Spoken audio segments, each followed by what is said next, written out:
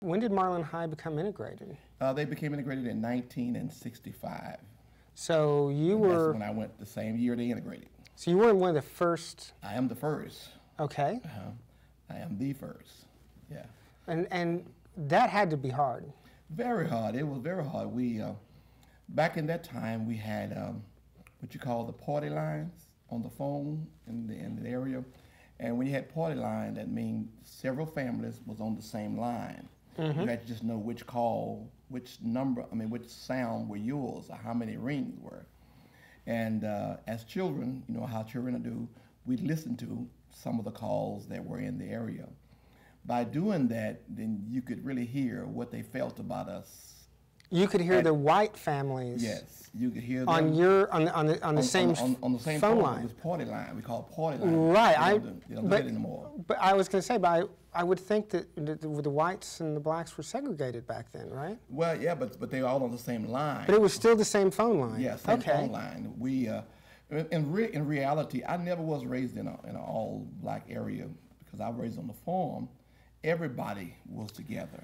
Okay. You know, in the cities, on where you saw the segregation, where they were separate.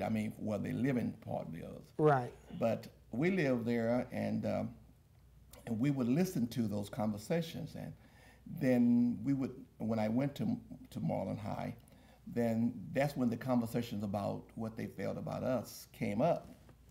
And when it came up, it would, they called names and said a lot of different things. But, I didn't say anything because on the phone, I wanted to be able to hear the whole conversation instead of just part of it. Mm-hmm. And then I learned what they felt about us. But then what did they feel about you? Well, they felt that if we mixed that some way or somehow, that the black on us would rub off on the white. Because several of the children at school told me that their parents had told them that. Don't get with them, don't mix with them, because, it would bring you down or bring your character down. And then one of them was saying, my mother told me that if you get close to me, then I would turn black or whatever like that. So we exchanged, some ideas. And then I caught his hand, he caught my hand, and I said, now you look, has anything happened? He said, no. I said, well, you got the story. But as you said, it must have been real hard. Yes, it was. But my mother, there was one thing my mother told me before I went to school, because she knew that I wanted to go to the school, regardless of whatever consequences there were. And what she said, I want to give you some tips. She said, I want you to see your birth certificate. She said, now on that birth certificate, it says Lonnie D. Garrett. I said, yes. And she said, now, if you hear any other name, good or bad, and it doesn't say that, they're not talking to you. So when the N word come up and all those names come up, you keep walking because they're not talking to you until they call this name. That's the only time you're supposed to respond. So that was a great thing that really helped me to get going, was that. And certainly there were, my first day there, which was really chaos a little bit. I had a little briefcase my dad had before he died. I carried it to school. And first, I walked in the building, and one of the teachers asked me, are you an insurance salesman? I said, no, ma'am, I'm just a student. Went there, went to class. I never had been in the classroom, so I didn't know where to sit. I sit in the seat, and the young man said, hey, you in my seat. I said, oh, I'm so sorry. He said, okay. So what he did, when I got up and moved, he had a jacket on. He had a pocket here.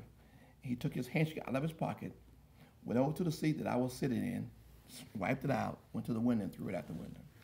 So I didn't say anything, he didn't say anything. So, but it was those times where that you had to really fight mentally to get through the day.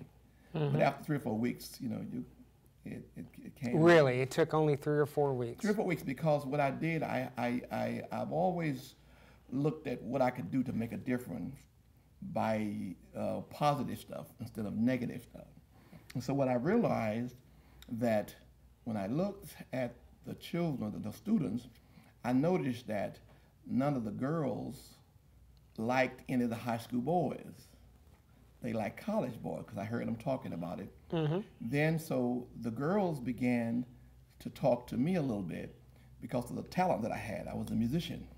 and Okay. they had not heard black music, so I got on one of the talent shows they had there, and from that was an escalator for me because they had never heard black music. So, and then the girls began to get more, talking to me more at the school. They were around me, and then so the guys started coming up and saying, "Hey, man, I really like this girl. Can you talk to her for me?" And that was my door to get pretty well everybody on my side. Well, so I worked that deal all the way.